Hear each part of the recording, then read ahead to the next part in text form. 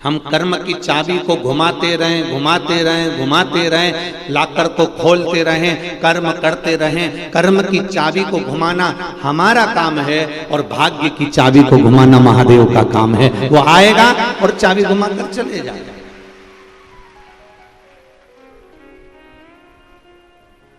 वो आएगा और चाबी घुमाएगा। आप कर्म की चाबी घुमाइए,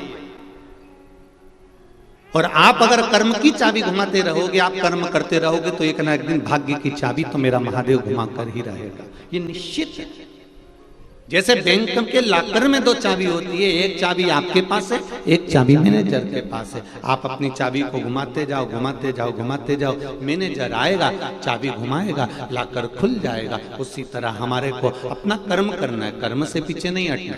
एक बार मेरे देव अधिदेव महादेव को जब हमने अपना बना लिया, एक बार जब हमने शंकर को अपना बना लिया, एक बार मेरे शिव को जब हमने अपना बना लिया, तो अपने जीवन की जितनी भी दुख है, तकलीफ है, कष्ट है, रोग है, बीमारी है, जीवन की जितनी भी उलझने हैं, वो सब महादेव की रहेगी, अपनी नहीं रहेगी, अपनी नहीं है।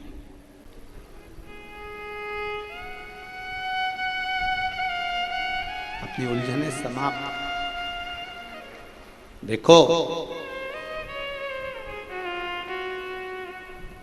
आप जिससे प्रेम करते हो ना, स्नेह करते हो ना,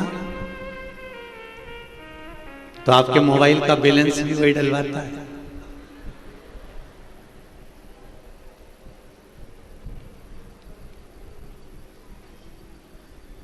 चप्पल भी टूट जाएगी तो चप्पल थैली में भर के ले जाएगा और सुधरा के लाएगा। तू रुक जा, तू यहीं बैठ, मैं अभी आया। उन्हें गाड़ी दौड़ाई, उन्हें चप्पल सुधार के लाया।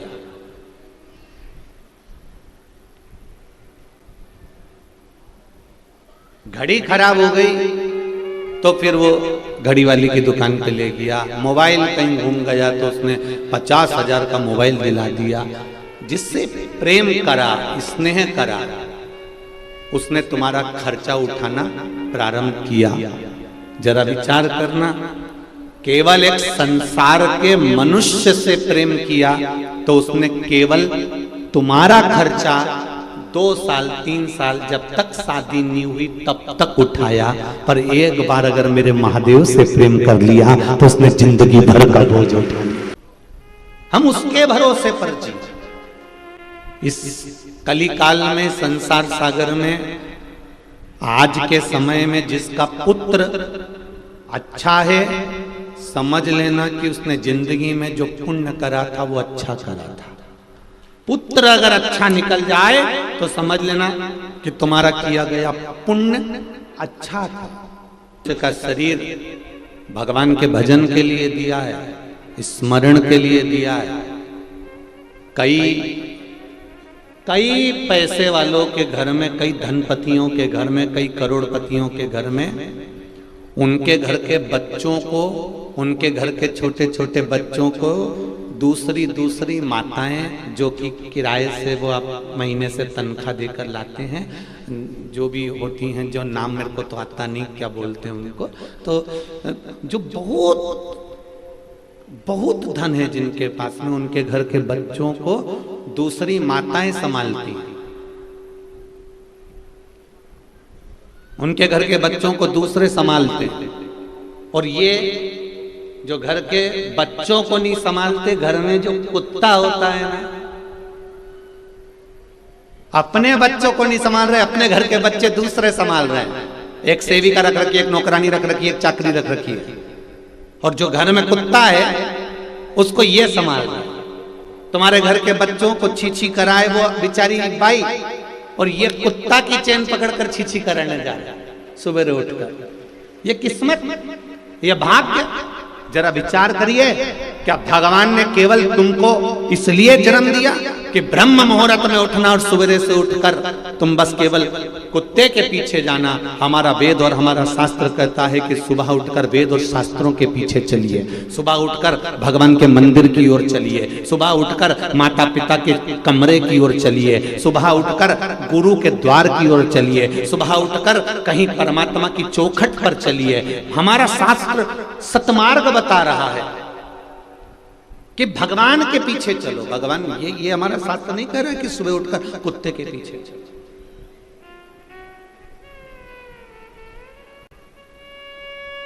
अगर तुम्हारा पुत्र अच्छा है, तुम्हारा बेटा अच्छा है, तो समझ लेना कि तुम्हारा पुण्य अच्छा था। तुमने जो पुण्य करा, तुमने जो दान करा, तुमने जो सत्कर्म करा, जो तुमने भजन करा, जो तुमने कीर्तन करा, वो श्रेष्ठ था। उसमें कोई छल नहीं, कोई कपट नहीं, कोई बेईमानी नहीं थी। पुण्य श्रेष्ठ था।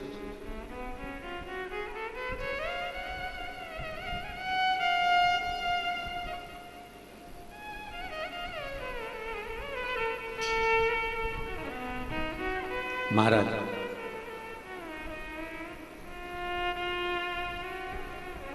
कान में कुंडल पहनो मना नहीं है, पर कान नहीं कटना चाहिए। नाक में नथनी पहनो मना नहीं है, पर नाक नहीं कटना चाहिए।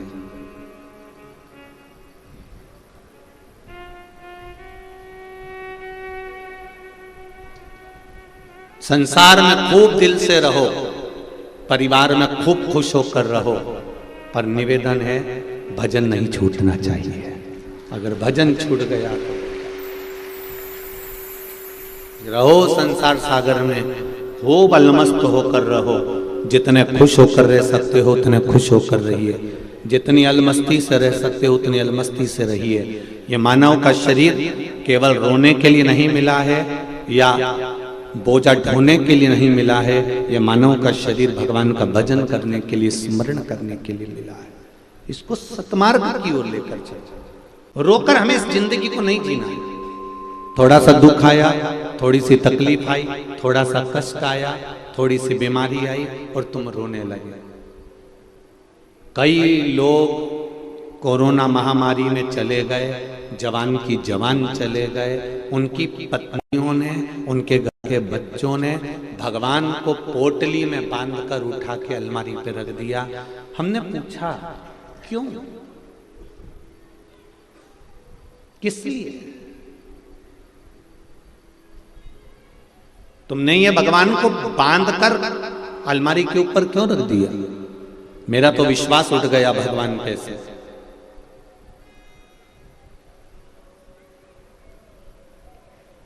मेरा तो विश्वास उठ गया भगवान पे से। एक बात आपसे कहना चाहेंगे, बहुत ध्यान से सुनना। एक लड़के को मोहल्ले के लोग खूब डंडे से और हाथ से मार रहे थे। आप पहुंचे और आपने पहुंचकर देखा कि एक लड़के को सब लोग मिलके मार रहे हैं, तो आप क्या करोगे? अरे बेचारा लड़का है रे, इसको क्यों मार रहा है? बोलो सही है कि गलत है? ये बेचारा लड़का, एक अकेला लड़का, और पूरे मोहल्ले के लोग मार रहे हैं। कोई डंडे से, कोई जूते से, कोई चप्पल से, कोई बताओ मारे जा रहे हैं। तो तुम क्या करोगे? तुम्हें दया आएगी कि नहीं आएगी? बोलो, जम के बोलो जरा, आएगी ना दया कि एक लड़के को इतने सारे लोग मिलके मार रहे हैं? कितनी दया आएगी?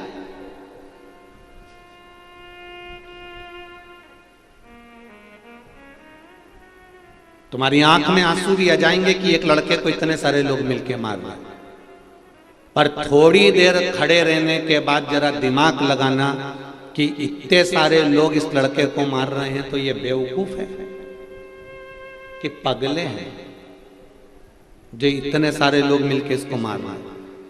थोड़ी देर खड़े होकर तब पूछो, क्यों भैया इसको क्यों मार रहे हो?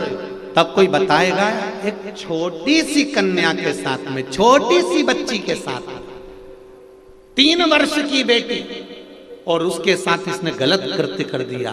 अब तुम क्या करोगी?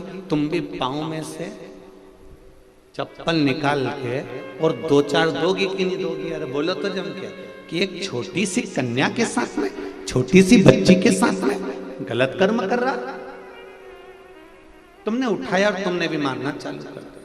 अर्थात हम आधी फिल्म देख पाते हैं और आधी फिल्म में हमको दया आ जाती है। कोई कोरोना में मर गया, आपने भगवान को भरा, अलमारी के ऊपर रख दिया, मेरा विश्वास उठ गया, मैं भगवान को नहीं मानती, मैं परमात्मा को नहीं मानती। बताओ, बेचारे भगवान ने मेरे पिताजी को मार दिया, बताओ भगवान ने ऐसा कर दिया, मेरे पति को मार दिया। परमात्मा कभी किसी को नहीं मारता। शिव महापुराण की कथा कहती है, ये तो पूर्व के कर्म का भोग भोगने के लिए मनुष्य की देह मिली है। कब किसको कैसे जाना है यह परमात्मा जानता है। हम आधी फिल्म में दुख व्यक्त कर रहे हैं।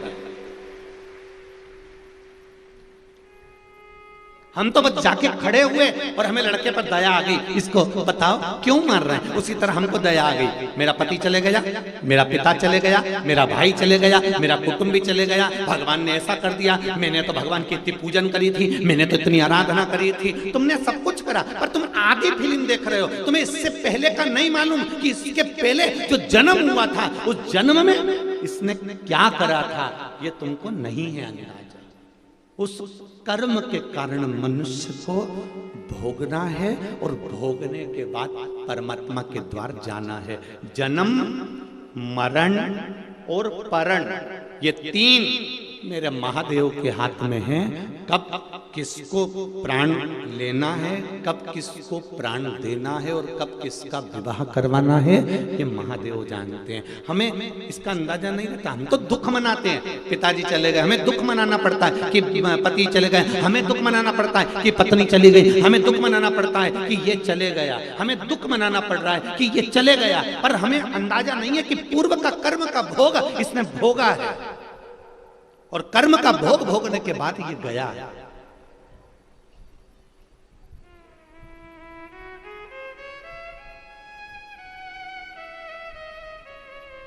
तुम्हारे घर में कितने सारे बुजुर्ग लोग होते हैं। जब कोई घर में जवान मौत होती है ना तो घर के बूढ़े कहते हैं कि हमें उठा लेता भगवान, कम से कम इसका घर तो नहीं बिगड़ता। बोलो रे बोलो, ऐसा बोलते कि नहीं बोलता कि हमें उठा लेता पर इसका घर तो रह जाता, कहीं का बुढ़ा चले जाता, चलते आता पर ये तो बच जाता। हम भगवान से कह रहे हैं पर भगवान कह रहा है कि अभी तुझे नहीं उठाना है क्योंकि तेरा समय नहीं आया है। पर जिसकी घड़ी पल क्षण आखिरी हो गया, 21,600 श्वास मनुष्य के शरीर से रोज निकलती है।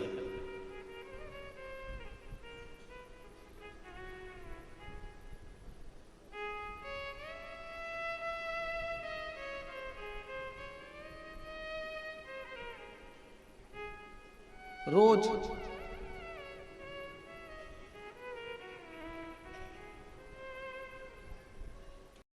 84 लाखवें नंबर की योनि है मनुष्य की।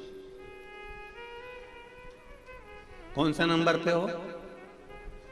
84 लाख योनियां काटने के बाद ये मानव की देह मिली है। ये निंदा करने के लिए या चुगली करने के लिए या बुराई करने के लिए या गलत काम करने के लिए नहीं मिली। 84 लाख योनियों के धक्के खाने के बाद मानव का शरीर मिला है। 83,99,999 योनियां छोड़ने के बाद 84 लाखवें नंबर की योनि है मनुष्य की। इतनी योनियां निकली तब ये मानव का शरीर मिला। कितने कीमती हो तुम सब, जरा विचार तो करो। कोहे नूर हीरा जो हीरे वाले की दुकान पर रहता है, सोने वाले की दुकान पर सोना रहता है, उसके पास में जो हीरा रहता है वो हीरे की कीमत भी तुम्हारे आगे शून्य है, क्योंकि तुम्हारी कीमत 83,99,999 योनि काटने के बाद ये 84 लाख भी योनि मिली है। उसको पहचानो कि ये मानव का शरीर कितना कीमती है, ये मानव का शरीर कितना आनंदित है। जरा सा गुस्सा आया, किसी ने कुछ कह दिया और तुमने तुरंत गुस्से में आके मैं तो मर जाऊं तो अच्छा, और चली गई मैं पानी में डूबने के लिए, तालाब में मरने के लिए। एक निवेदन है, अगर मरने का प्लान भी आए ना तो पहले विचार करो कि पानी में डूब के मरना तो ओल्ड फैशन है, रेल के नीचे मरना ओल्ड फैशन है, दवाई खा के मर जाना ये भी ओल्ड फैशन है। आज का तो न्यू फैशन का जमाना है, तो मरने का भी नया फैशन निकालो। और मरने का नया फैशन एक ही है, अब मेरा मन संसार से उठ चुका है, अब मैं मरूंगी, तो मेरा मरने का नया फैशन केवल एक है, मैं शंकर की आराधना कर कर कर जब तक शंकर जी नहीं चाहे तब तक नहीं मरूंगी। जा नहीं मरूंगी, चाहे पति कितनी भी जिद दिलाए, चाहे ससुराल वाले कितनी भी जिद दिलाएं, चाहे कुटुंब रिश्तेदार कितना भी जिद दिलाएं, चाहे कर्जे में लदालूम हो गया हो, चाहे कितना भी घाटा हो गया हो, चाहे जिंदगी का सारा दुख तेरे सिर पर आके पड़ गया हो, तो भी हमको मरना नहीं है। हम क्यों मरे? अगर मरूंगी तो शंकर भगवान का पूजन करते करते मरूंगी, एक लोटा जल चढ़ाते चढ़ाते, जब शंकर जी चाहेगा तब मरूंगी। ऐसे कैसे मरूंगी? अब मरूंगी नहीं, सबकी छाती पे मूंग दलूंगी। नहीं मरना, प्लानिंग चेंज। क्यों मरे हम? रोज अखबार खोलो और रोज आ जाता है, छोरा मर गया, फेल हो गया तो मर गया, सुसाइड कर लिया, ये कर लिया। काहे को करो? क्यों करो? जो ज्यादा तुम्हें तकलीफ दे, तुम उतना उसके सामने पेंसिल से लाइन खींच के ना डेंटिंग पेंटिंग करके फिर जा ले जा। नहीं मरूं अभी मैं, मरना ही नहीं। जरा सा पति ने चिल्ला दिया, जरा सा घर में सास ससुर ने कुछ बोल दिया और तुमने अपना बैग उठाया और मायके चली गई। काहे को जाऊं? तुम्हारे पिताजी ने दिल से तुमको विदा करा है, उस पिता को ससुराल की जरा जरा सी बात बताओगे तो पिता कितना दुखी होगा, जरा विचार करिए। बाबुल कितना दुखी होगा, जरा विचार करिए। नहीं जाना, जरा जरा सा विवाद हो तो भी अपन को अपने मायके नहीं जाना, यहीं रहूंगी मैं तो बस। और जितनी ज्यादा लड़ाई हो उतनी जोरदार रोटी बना और उसमें घी लगा के नमक मिर्ची डाल के खा जा।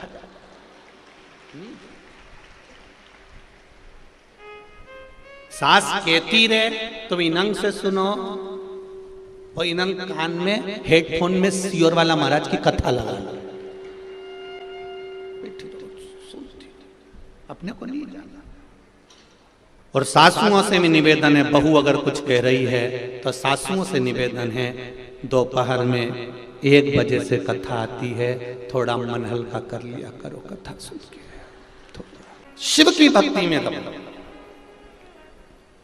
भगवान शंकर की उदारता में, भगवान शंकर की करुणा में। हमें प्राण यूं नहीं छोड़ना। 84 लाख योनि अंतिम योनि है मनुष्य की देह। 83,99,999 योनि काटने के बाद ये मानव का शरीर मिला है, इसको यूं ही नहीं गमा देना है हमको, ऐसे ही नहीं छोड़ देना, बहुत मुश्किल से मिलता।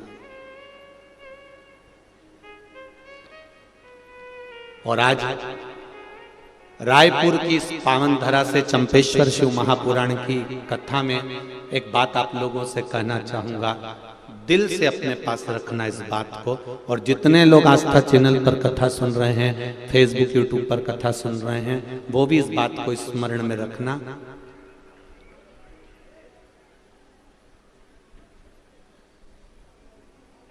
जिसको आपने समय दिया, जिसको आपने समय दिया, परिवार, कुटुंब, कबीला, रिश्तेदार, नातेदार, दोस्त, मित्र, मोहल्ले वाले, परिवार वाले, जिसको तुमने समय दिया, तुम्हारे दुख की घड़ी में, तुम्हारे तकलीफ की घड़ी में, जब तुम्हारे ऊपर कोई बड़ा कष्ट आ जाएगा, तो जिसको तुमने समय दिया है ये तुम्हारा साथ देने वाले नहीं रहेंगे। पर एक बात याद रखना, जिसको तुमने समय नहीं दिया, अपनी दुकान पर बैठे रहे, अपने काम धंधे में लगे रहे, अपने व्यापार में लगे रहे, अपने कार्य में डूबे रहे, लैपटॉप चलाते रहे, मोबाइल चलाते रहे, पर 1 मिनट भी तुमने भोलेनाथ को नहीं दिया, पर तुम्हारी दुख की घड़ी में वो भोलेनाथ हर पल खड़ा मिलेगा, ये निश्चित। भले तुमने समय नहीं दिया, आपने अपने बच्चों को समय दिया, परिवार को समय दिया, कुटुंब को समय दिया, रिश्तेदारों को समय दिया, मोहल्ले वालों को समय दिया,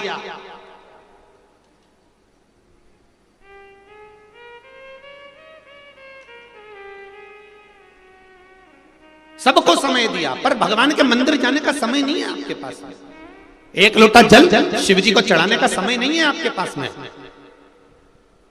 आपको कहां जाना है आप पहले से निश्चित कर लेते हो, आपको क्या खाना है पहले से निश्चित कर लेते हो। मैं रायपुर जाऊंगी, वहां जाऊंगी, बाजार में जाके चौपाटी पे चाट खाऊंगी, मेरे मन में ये आया, मेरे मन में वो आया। तुम्हें क्या करना है ये तुमने पहले सोच कर रखा है। तुम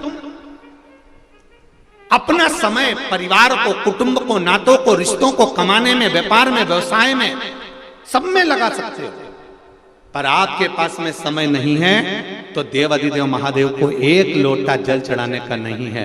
माताएं अपने अपने पतियों से कहती हैं मंदिर चले जाया करो, मेरे पास में समय नहीं है, अभी व्यापार का समय, शादी का सीजन चालू हो जाएगा, दिवाली का सीजन चालू हो जाएगा, होली का सीजन चालू हो जाएगा, सीजन तो चलता रहेगा, पर ये श्वास कब रुक जाएगी? 21,600 श्वास में से कौन सी श्वास आखिरी हो जाएगी ये किसको मालूम, ये किसको पता है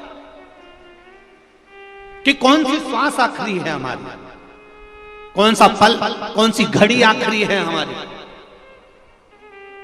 कमा कमा कर जोड़ कर छोड़ कर जाओगे, आखिरी में इतना बड़ा फोटो दीवार पे चिपक जाएगा और उस पे प्लास्टिक के फूल की माला टंग जाएगी, और वो माला भी जब तुम्हारे यहाँ पंखा चलेगा तो वो माला भी हवा में ऐसी हिलेगी। माला इसलिए हिलेगी कि वो मरी हुई जो अम्मा है ना, जो मरा हुआ बब्बा है ना, जो मर गए, वो भी माला हिलाकर हुंकारा भर रहे हैं कि हम भी ऐसी दुकान से आते थे, घर पे आके सो जाते थे, कमा कमा के मर गए, आखिरी में यहां टंग गए। निवेदन है, टंगना सबको है, चाहे वो सीहोर वाला महाराज हो, चाहे तुम हो, सब टंगेंगे, ये पक्का है। पर टंगने से पहले एक काम करो, शंकर भगवान के मंदिर जाना प्रारंभ करो, एक लोटा जल चढ़ाना प्रारंभ करो, शिव की आराधना करना प्रारंभ करो, भगवान की भक्ति करना प्रारंभ करो। क्यों? क्योंकि ये सब तो पूरे रिश्ते, नाते, कुटुंब, कबीले तो शमशान में जब आग लगेगी, आग लगाने के बाद में आप और इनका संबंध खत्म हो जाएगा, तब आखिरी का संबंध तो वो भोलेनाथ ही निभाएगा। सब आग लगा के चले जाएंगे शमशान में, तुम भी अकेले और महादेव भी अकेले। शमशान में किसका निवास है? शंकर भगवान को उनके ससुर दक्ष प्रजापति ने श्राप दिया था, शिव मैं तुम्हें श्राप देता हूं कि तुम शमशान में निवास करोगे। शमशान में मेरे भोलेनाथ का निवास है, शंकर भगवान का निवास है। आखिरी में अंतिम समय पर अगर कोई साथ देने वाला है, सब आग लगाकर चले जाएंगे, लकड़ी कंडा सब डालकर चले जाएंगे, फिर तीसरे के दिन आएंगे, 3 दिन बाद। अब इस 3 दिन में तेरा क्या होगा रे कालिया, जरा विचार कर, ये 3 दिन में होगा क्या?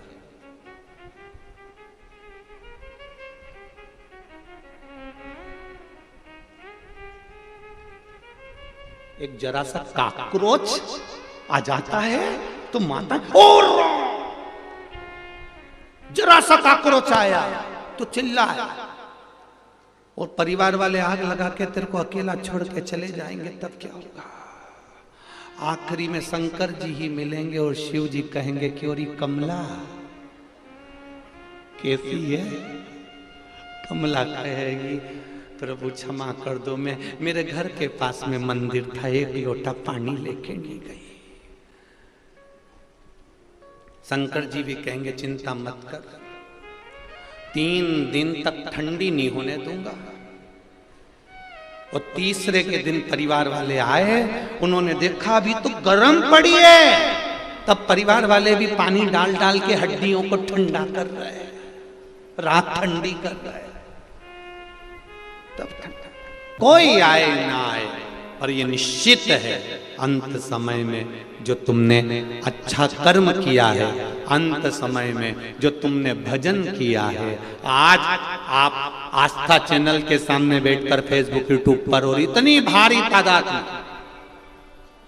इतनी भारी संख्या में, लाखों की संख्या में आप लोग यहां पहुंचे। ये मानव का जो शरीर है, ये मनुष्य की जो देह है, मानव का शरीर जो मिला है, बड़ा मुश्किल से मिला है, बड़ा मुश्किल। और जितना भजन करोगे, जितना उसमें मन लगाओगे, उतना वो सवार लेगा। तारकासुर के 3 बेटे थे, तारकाक्ष, विदुमाली और कमलाक्ष की। इन तीनों को ब्रह्मा जी ने वर प्रदान करा कि तुम मांगो, तुम्हें क्या चाहिए। ब्रह्मा जी से वर मांगा कि हमको मृत्यु ना आए, हमारी मौत ना आए, हम कभी मरे ना। ये कई बार असुरों ने, रावण ने भी यही मांगा था कि मैं मरूं नहीं, कंस ने भी मांगा था कि मैं मरूं नहीं, हिरण्यकशिपु ने भी यही मांगा था कि मैं मरूं नहीं, हिरण्याक्ष ने भी मांगा था मैं मरूं नहीं। जितने भी असुर हुए, राक्षस हुए, इन्होंने एक ही बात मांगी कि हम मरे ना।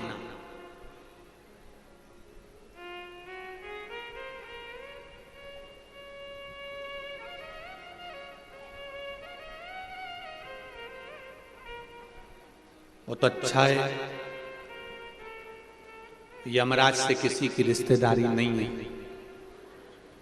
अगर यमराज से रिश्तेदारी होती ना, और यमराज तुम्हारे यहां आता तुमको उठाने के लिए कि कमला चल तेरा अंतिम समय आ गया, तो कमला कहती रुक जा, अंदर अलमारी खोलती और अटैची में पैसा भरकर यमराज को देकर कहती पड़ोसन को ले जा।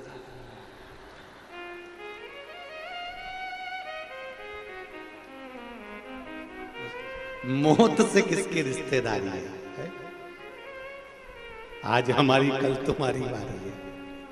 मृत्यु तो मृत्यु है, यमराज से पहचान नहीं है। और यमराज भी करेगा क्या अगर पहचान कर भी लोगे तो?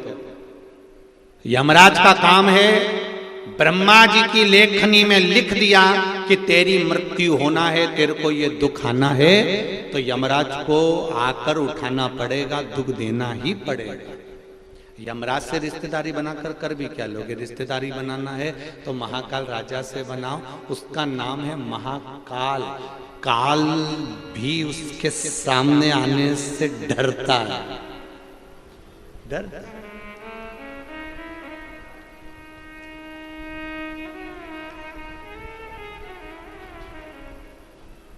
एक घर में बुजुर्ग व्यक्ति होता है ना, बूढ़ा सा व्यक्ति होता है, दुकान पे बैठता है। पिताजी अगर दुकान पर बैठते हैं, बूढ़े से व्यक्ति दुकान पर बैठते हैं, बुजुर्ग व्यक्ति दुकान पर बैठते हैं। साइड की एलईडियां चालू करिए, राइट हैंड के साइड की एलईडियां।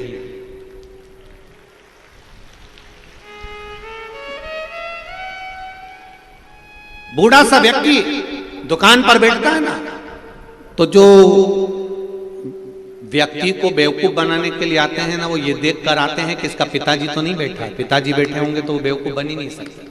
छोरा बैठा होगा तो आएगा और कहेगा सेठ जी मुझे 500 रुपए की जरूरत है, आप दे दो। सेठ जी 5000 की जरूरत है, दे दो। सेठ जी 25000 की जरूरत है, दे दो। और छोरा बेचारा दया भाव में रखकर उसको दे देगा। और पिताजी होते तो पहले पता करते कि इसको जरूरत है कि नहीं, और पिताजी जान जाते ये सब पी के बर्बाद कर देता है, 1 रुपया मत देना। जो जानता है वो धोखा नहीं खा सकता। अब मेरा विश्वास ये कहता है, आप लोगों ने शंकर भगवान को जान लिया, आप लोगों ने 1 लोटे जल की महत्वता को जान लिया। इसलिए अब मेरा विश्वास कहता है, जिनने शिव महापुराण की कथा सुनी है वो दुख की घड़ी में कभी धोखा नहीं खाएंगे, वो शंकर के मंदिर जाएंगे, ये निश्चित है। बहुत सारे मिलेंगे आपको जीवन में। जब राजा परीक्षित के प्राण छूटने का समय आया, 7 दिन में राजा परीक्षित को जाना था। राजा परीक्षित ने सोचा मैं किसके पास जाऊं, 7 दिन में मेरे प्राण छूटना है। राजा परीक्षित सबके पास गया। कोई कहता है आओ हमारे पास बैठो, हम ये करवाएंगे। कोई कहता है हम ये करवाएंगे। कोई कहता है हम ये करवाएंगे। कोई कहता है हम ये करवाएंगे। आखिरी में सुखदेव जी महाराज मिले, और सुखदेव जी महाराज के पास में राजा परीक्षित गया, और राजा परीक्षित ने जाकर कहा प्रभु जी मेरे प्राण छूटेंगे, 7 दिन मिले हैं, तू क्यों चिंता करता है? 7 दिन बहुत होते हैं, बहुत होते हैं, कुछ मत कर। मैं तुझे भागवत कथा सुनाऊंगा, तू मेरे चरणों में बैठकर सुन ले। 7 दिन सुन ली, प्राण भी छूटेंगे ना तो मालूम नहीं पड़ेगा। क्यों चिंता करता? कोई कोई डॉक्टर के हाथ का इंजेक्शन दर्द नहीं करता। बोलो री जीजियो, सही है कहलाते? कोई कोई सिस्टर डॉक्टर ऐसी होती है जिसके हाथ का इंजेक्शन दर्द नहीं करता।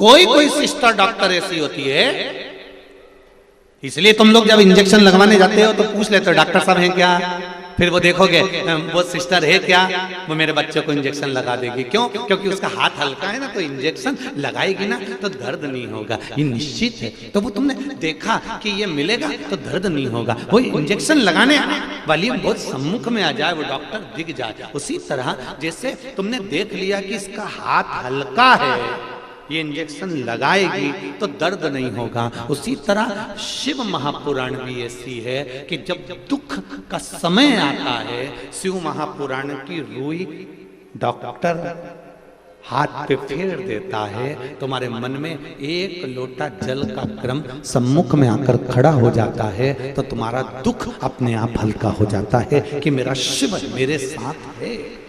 अब कहो दिल से उसको, एक बार जब जीवन में अगर कष्ट आए ना तो शिव के मंदिर जाकर दिल से पुकारना, दिल से,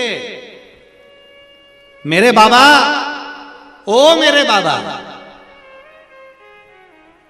मेरे बाबा, मेरे शंभो, हे मेरे बाबा, हे मेरे कुबेरेश्वर महादेव, हे मेरे कुबेर भंडारी, बाबा बहुत दुख है, चारों तरफ से कष्ट में घिरी हुई हूं बाबा। सारी दुनिया के लोग मुझे अपशब्द कह रहे हैं बाबा, सिर पर तकलीफ है का बोझ बहुत है बाबा। बाबा तू मेरा बाबा है ना, और मैं तेरी बेटी हूं ना, मैं तेरा बेटा हूं ना बाबा, कोई नहीं संभाल रहा। मेरे बाबा एक बार हाथ पकड़ लो, संभाल लो ना बाबा। बस इतना कहकर जब दिल से जल चढ़ाओगे ना, निश्चित है संभाल लेगा। तारकासुर के 3 पुत्र तारकाक्ष, विदुम्माली, कमलाक्ष की तीनों ने वर मांगा कि हमारे प्राण ना जाएं। ब्रह्मा जी ने कह दिया कि मृत्यु तो आएगी, मौत निश्चित है, वो आना है, उसको कोई बदल नहीं सकता। जितने लोग ये विचार करते हैं कि ये मर गए हमारा तो विश्वास चले गया, ये समाप्त तो हो गए हमारा तो भगवान पे से विश्वास चले गया, उनसे निवेदन है, ये कर्म की गति है जो हमको भोगना।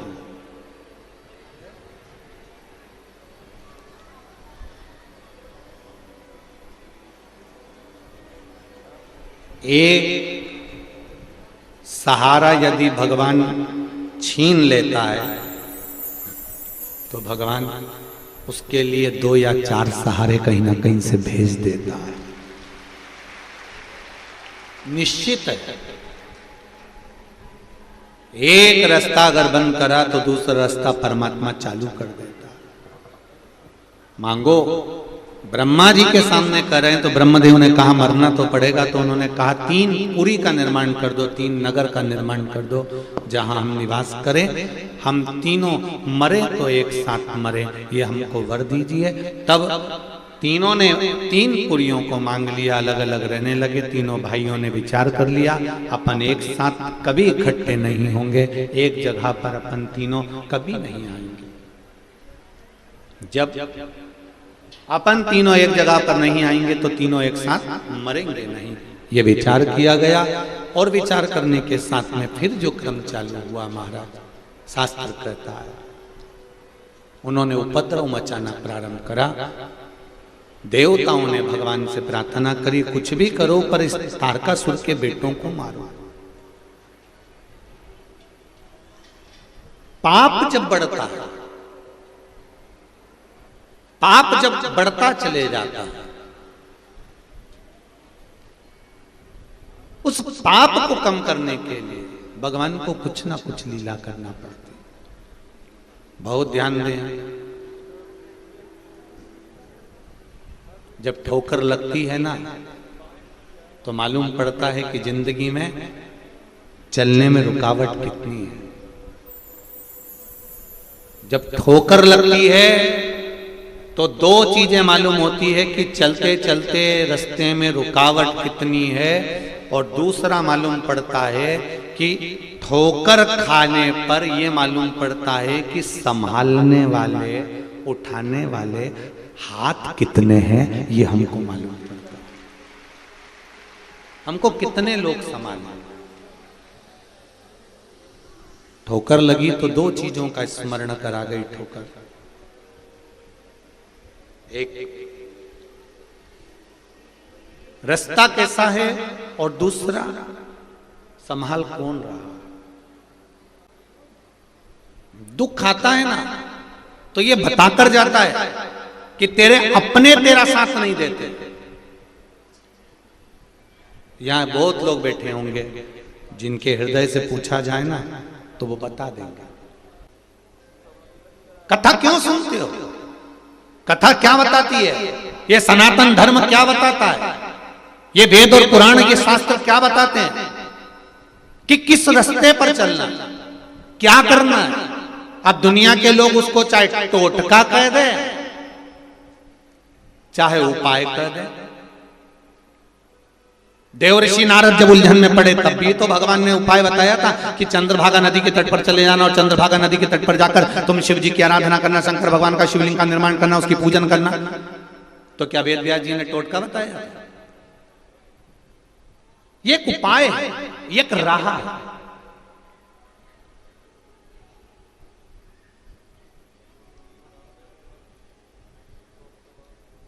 आजकल किसी से एड्रेस पूछने की जरूरत नहीं पड़ती।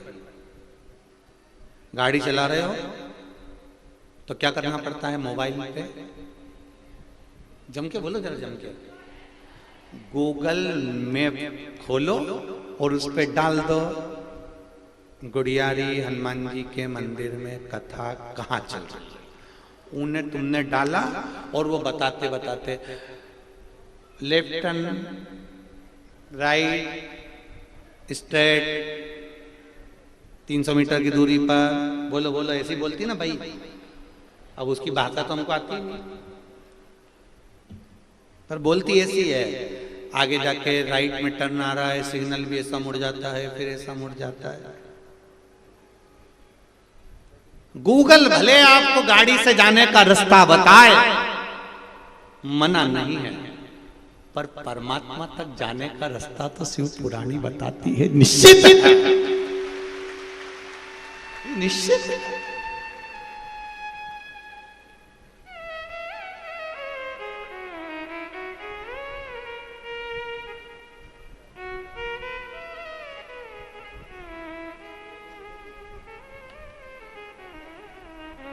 अच्छा, एक आध बार गड़बड़ रास्ता भी बता देती है गूगल, ऐसा थोड़ी ना कि नहीं बताती। एक बार हम सालासर जी से अभी सालासर जी से कथा करके आ रहे थे, वो शर्मा जी मैप चला रहे थे हमारे। अब उन्होंने कहा इधर जाओ, इधर जाओ, जाते जाते जाते जाते तालाब के अंदर ले जाके खड़ा कर दिया। अब हमने पूछा क्यों शर्मा जी, रास्ता कहाँ गया? कि गुरुजी रास्ता तो ये बता रहा, तुम भी देख लो, हमने भी देखा गूगल मैप पे तो वही रास्ता, तो यहाँ तो पानी भरा हुआ है। तो हमने कहा गाड़ी पीछे लो और पीछे वाले से पूछेंगे रास्ता तो नहीं भटक है। तो फिर गाड़ी वाले से पूछा, एक कोई व्यक्ति मोटरसाइकिल लेके आ रहा था, भैया हमने गूगल मैप पे, नहीं रास्ता सही है, पहले रास्ता यही था, अब तालाब खोद के पानी भर दिया गया।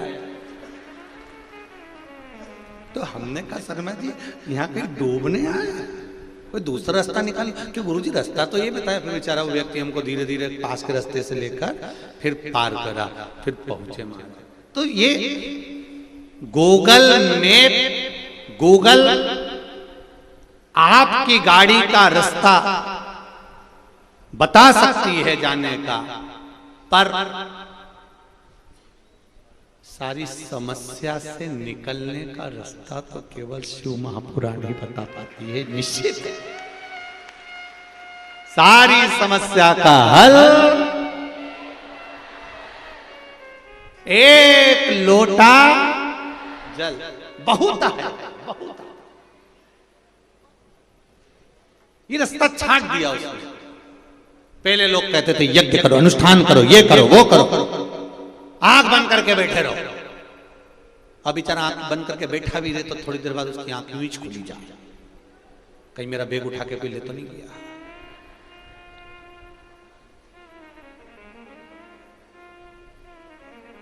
फिर आंख बंद करो, फिर आंख बंद करी, फिर किसी ने पूछा सामने वाले ने, कुछ दिख रहा है? हाँ, क्या दिख रहा है? मेरे घर की अलमारी में 500 का नोट रखा है।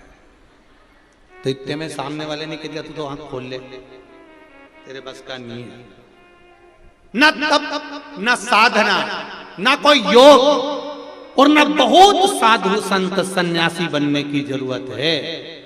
हम कोई बहुत बड़े उपासक या संत या साधु या सन्यासी नहीं है। आप और हम केवल एक बात जानते हैं कि ना हम तप जानते, ना आराधना जानते, ना मंत्र जानते, ना पूजन जानते। हम तो केवल इतना जानते हैं कि अपने घर के लोटा उठाओ, पानी भरो और शंकर जी का मंदिर चले जाओ, बस इतना जानते हैं। इसके सिवा कहीं नहीं जानते। हम तो कुछ जानते हैं, हमें कुछ भी नहीं। चढ़ाओ, शिव जी को जल चढ़ाने का फल क्या मिलता है? ये शंकर भगवान का आपके जीवन में जितने लोग आस्था चैनल पर कथा सुन रहे हैं, जितने फेसबुक यूट्यूब पर कथा सुन रहे हो, और जितने इस रायपुर की पावन धरा पर बैठकर कथा सुन रहे हो, जितने ये 4 पंडाल 5 पंडाल, पीछा ग्राउंड, बिल्डिंग, छत, रोड, गाड़ी, जहां जहां बैठ के कथा सुन रहे हो, आप सबसे निवेदन है, एक बात याद रखना, जल चढ़ाकर भूल जाओ कि तुमने जल चढ़ाया। वो जल तुम्हें कहां काम आएगा ये तुम्हारा वक्त बताएगा कि तुमने जल चढ़ाया था तो कहां काम आएगा। वो जल कहां काम आएगा, ये वो जल चढ़ाया तुमने, वो मालूम पड़ेगा तुमको।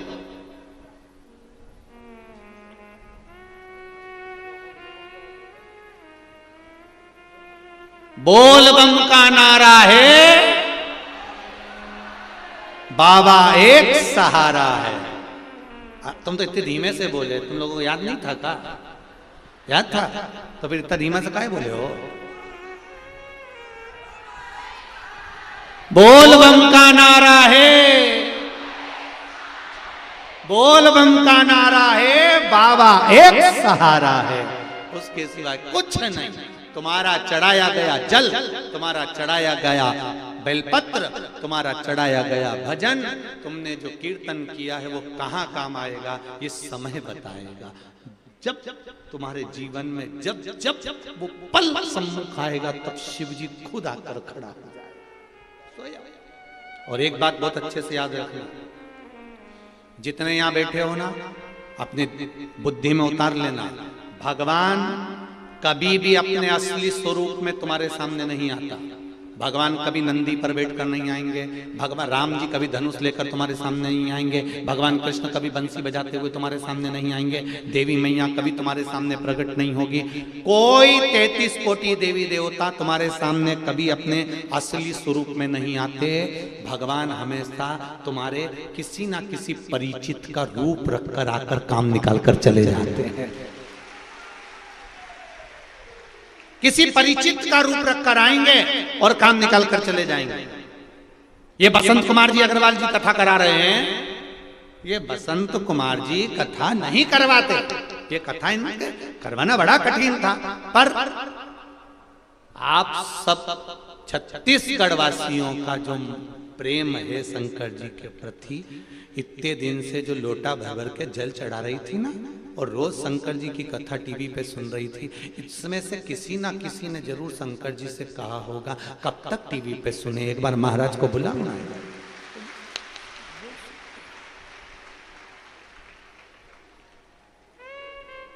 बुद्धि बदली, कथा हुई। महाराज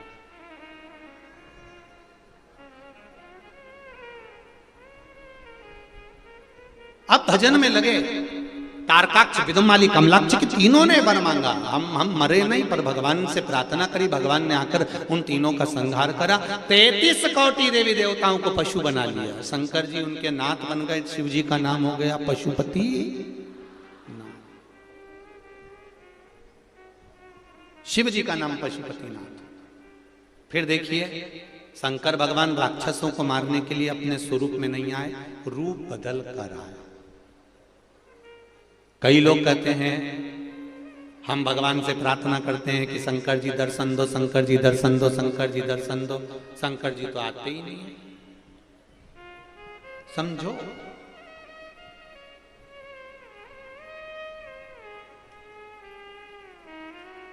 तुलसीदास जी ने,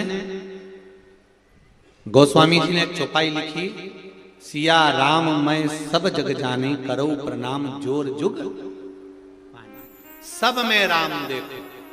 तुलसीदास जी ने चौपाई लिखी। चौपाई लिखकर तुलसी बाबा उठे, उठकर जाने लगे। इतने में एक बच्चा दौड़ कर आया। बच्चे ने कहा, बाबा उधर मत जाना, सामने से एक बेल आ रहा है, एक नंदी आ रहा है, बहुत दौड़ता दौड़ता आ रहा है। बाबा आप उधर मत जाना, वो आपको मार देगा। तुलसीदास जी ने लिखा, बेटा मैंने अभी चौपाई लिखी है कि सिया राम मैं सब जग जानी, करो प्रणाम जोर जुग पानी। सब में राम देखता हूं मैं, सब में राम समाया है। बेल में भी राम है, इसलिए मुझे बेल नहीं मारेगा। तुलसीदास जी वहां से चल दिए, आगे बढ़ गए। बढ़ते ही सामने से बेल आया। बेल ने तुलसीदास जी को सींग पर उठाया, पटक दिया और पांव रख के चला गया। तुलसीदास जी वापिस घाट पर आए। उन्होंने रामायण खोली, कलम निकाली और चौपाई काटने वाले थे। इतने में हनुमान जी आकर खड़े हो गए। हनुमान जी ने पूछा, तुलसीदास जी क्या कर रहे हो? चौपाई काट रहा हूं। कौन सी? सिया राम मैं सब जग जानी, करो प्रणाम जोर जुग पानी। मैंने सब में राम देखा था, बेल में भी मैंने राम देखा था, तो बेल ने मुझे क्यों मारा? इसलिए मुझे ये चौपाई काटना। हनुमान जी ने कहा, तुमने बेल में राम देखा, वो छोटा सा बच्चा तुम्हारे पास आकर बोला था कि उधर मत जा, उसमें राम नहीं दिखा।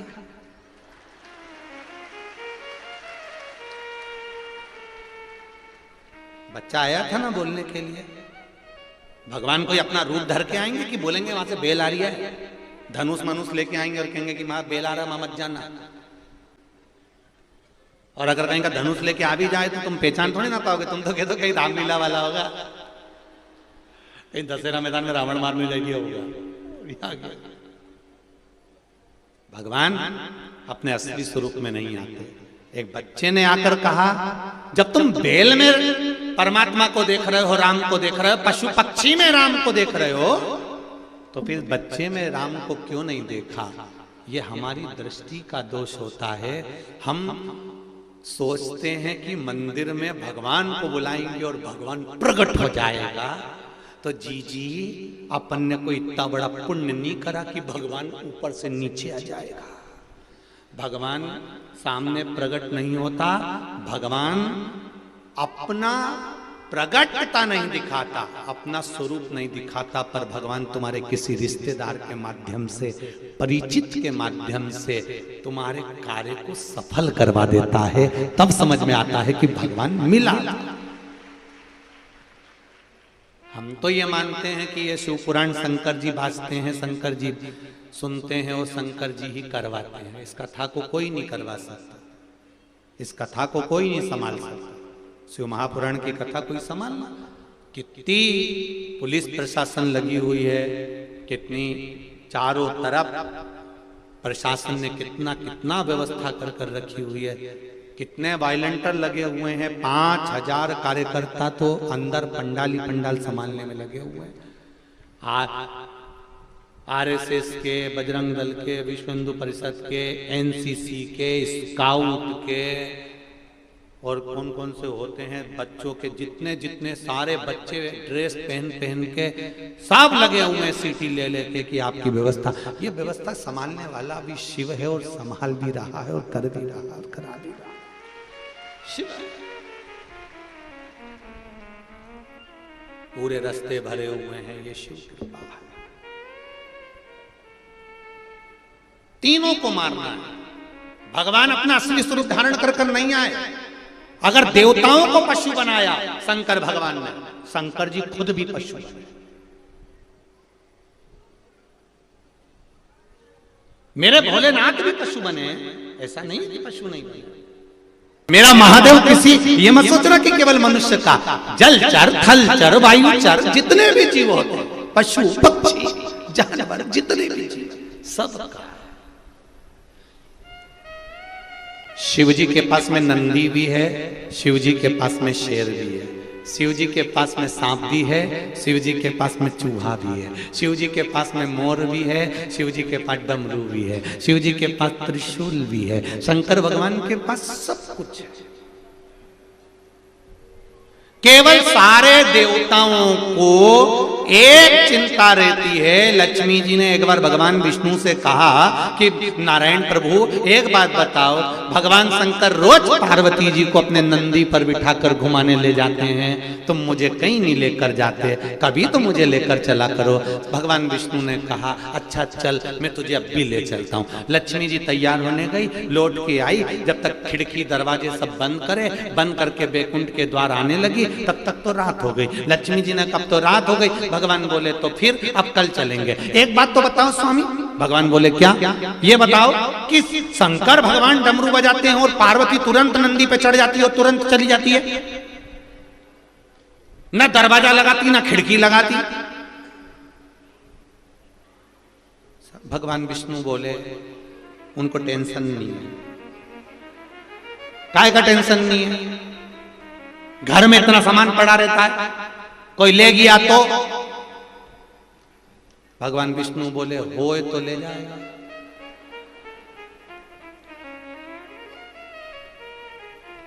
तो जाते समय कम से कम ध्यान तो रखना चाहिए दरवाजा। भगवान बोले दरवाजा लगाने की जरूरत ही नहीं है। जब शिव जी पार्वती को नंदी पर बिठा कर ले जाते हैं, उनके गले में सांप नहीं रहता, तू रोज देखना। लक्ष्मी जी ने पूछा हाँ मैंने भी देखा, उनके गले में सांप नहीं रहता घूमते समय। कई कई चतुर लोग होते हैं, पत्नी को घुमाने ले जाते हैं तो ड्राइवर को नहीं ले जाते हैं।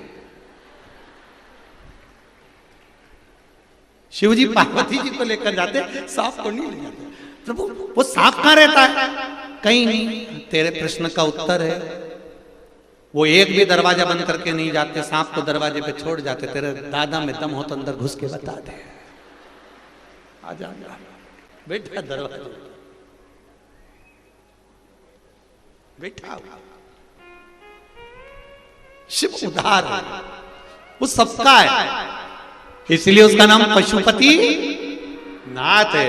वो पशुओं का भी है, पक्षियों का भी है, जलचर में भी है, थलचर में भी है।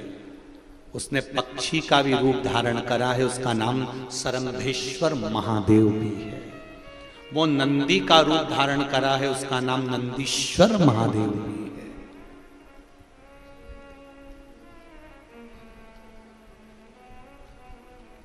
सब जगह पर है, सबको साथ। प्रभु शिव जी ने पशुपति नाथ का रूप धारण करा, तारकासुर के 3 बेटों को मारने के लिए गए, तीनों को एकत्रित करा, त्रिशूल उठाकर तीनों को मार रहे थे। तारकाक्ष विदुम्माली को आगे की नोकों से मारना चाहा, पीछे से विदुम्माली ने आकर शीश काट दिया।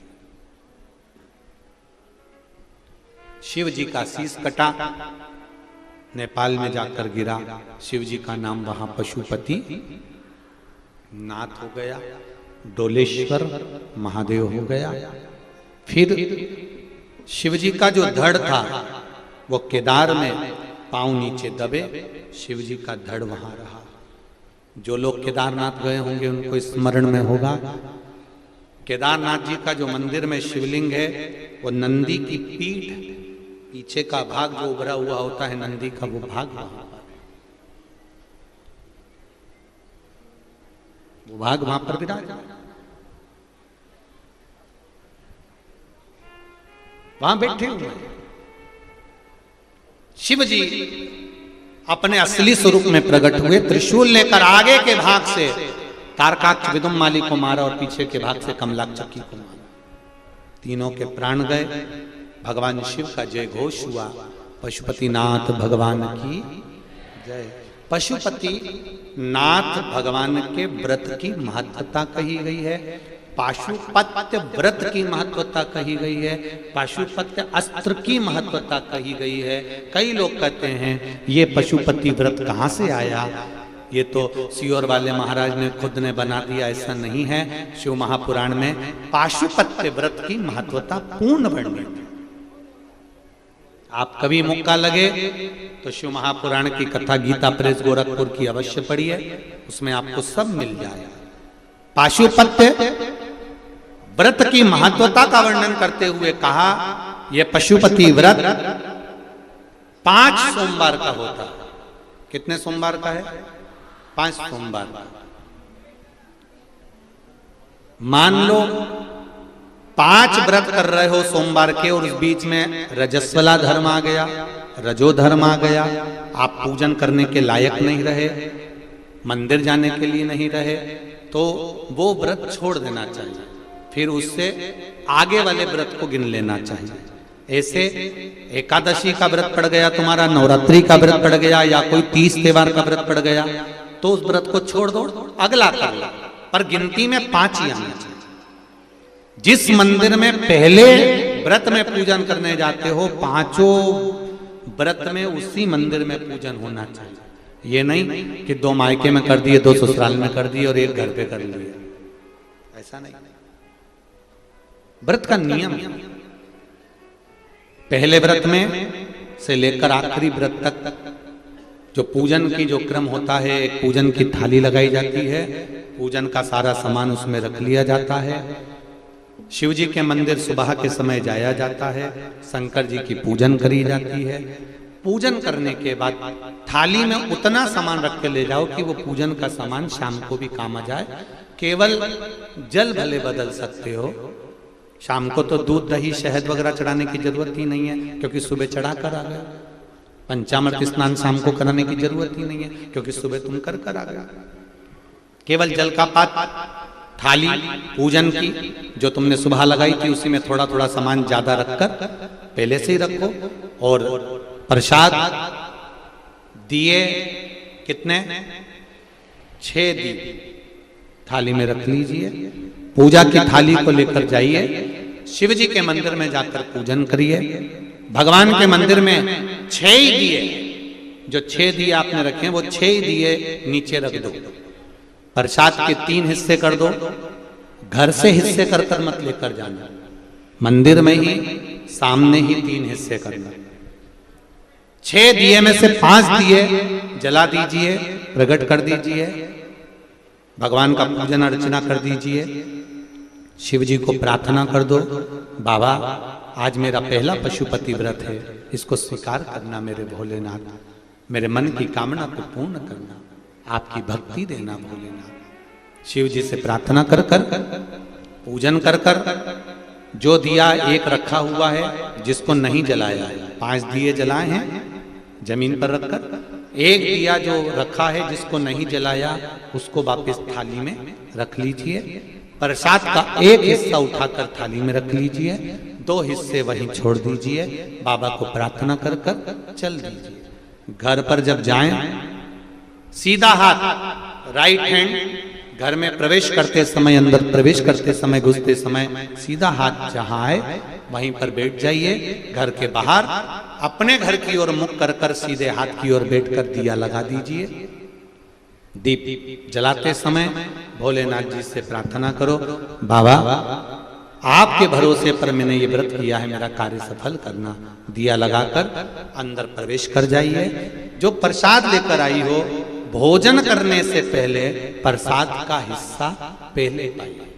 प्रसाद जो मीठे का तुम बना कर ले गई हो, मीठा बना कर ले गई हो, उसका जो हिस्सा लेकर आई हो पहले वो खाओ, उसके बाद भोजन करो। आपके प्रसाद के हिस्से में से किसी को भी प्रसाद नहीं देना। और एक बात और अच्छे से सुन लो, कढ़ाई में अगर प्रसाद बना रही हो, हलवा बना रही हो, सीरा बना रही हो, खीर बना रही हो, मालपुआ बना रही हो, जो भी बना रही हो, उतना ही बनाना जितना शिव जी के मंदिर में लेकर जाना। ये नहीं कि मैं बच्चों के लिए अलग से बना के रख देती हूँ, इतना मंदिर ले जाऊंगी, इतना बच्चों के लिए रख दूंगी, नहीं, उतना ही बनाओ जितना मंदिर लेकर जाना है। पूरा की पूरा कूड़ कर मंदिर लेकर जाओ, वहां 3 हिस्से करो, 2 छोड़ कर आओ, 1 लेकर। 4 व्रत पूरे ऐसे हो जाएंगे। 5वां व्रत जब रहेगा, 5वें व्रत में 1 श्रीफल 11 रुपए, बाबा के 108 या तो चावल के दाने या बेलपत्र या फूल की पंखड़ी, जो भी आप शंकर भगवान को 108 सामग्री जो चढ़ाना हो, समी पत्ता, बेल पत्ता, चावल, जो चढ़ाना वो ले जाओ। 5-6 दिए नीचे रखो, 5 दिए जला दो और बाबा का प्रसाद का 3 हिस्सा कर दो, 2 हिस्सा छोड़ दो, 1 दिया वापिस जो नहीं जलाया है उसको अपने थाली में रख लो। श्रीफल 11 रुपए बाबा से विनती कर कर, बाबा मेरा कार्य सफल करना, चरणों में रख दो।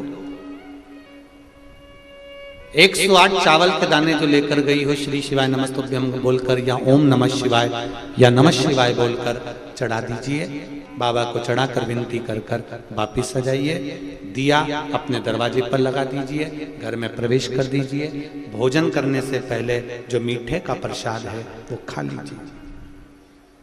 इस व्रत में एक समय आप फलार भी कर सकते हो, भोजन भी कर सकते हो। एक समय का आपको बस भोजन एक टाइम का है। भोजन कब करना है? जब आप प्रसाद खा लेंगे तब भोजन करना। फलार कर लो, जरूरी नहीं है कि दिन भर आपको मीठा ही खाना है। आप अपना फलार कर सकते हो, फलाहार कर सकते हो। प्रेम से व्रत करो, ये पशुपति व्रत है। 5 व्रत जब पूर्ण होते हैं, और आप में से कई माताओं ने करे होंगे, किस किसने करे जरा हाथ उठाइए। वाह वाह, बहुत बहुत लोगों ने करे। रखिए रखिए, श्री शिवाय नमस्ते, रखिए। अच्छी बातें करना चाहिए। ये पशुपति व्रत है, जीवन का आनंद देने वाला, भगवान की अभिदल भक्ति कैसे करिए। हर पल हर घड़ी हर क्षण शिव का स्मरण करिए। आएगा मेरा शिव, ये निश्चित है। सफलता मिलेगी, ये निश्चित है। बस अपने कर्म को करते रहना।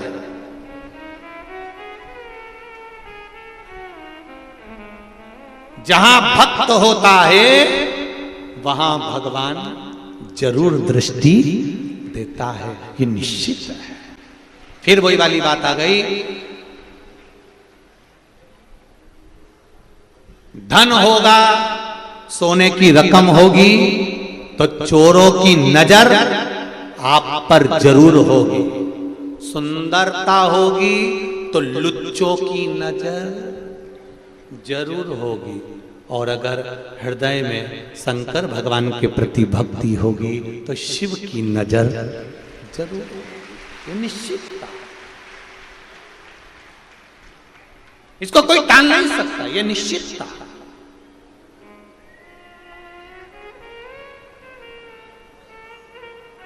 लोग कहते हैं जहां गुड़ होता है वहां मक्खी जरूर बैठती है। बोलो बोलो, सही है कि गलत है? अरे बोलो जरा, जम के बोलो जरा, सही है? जहां गुड़ होता है वहां मक्खी जरूर बैठती है, ये लोग कहते हैं। पर वो गुड़ को आगी में रख दो तो अब बोलो बोलो थोड़ी जीजिए, मक्खी बैठेगी? नहीं बैठेगी ना। गुड़ ऐसा ही रखा हुआ है ना तो मक्खी बैठेगी। और वो गुड़ आगी पर ले जाकर रख दिया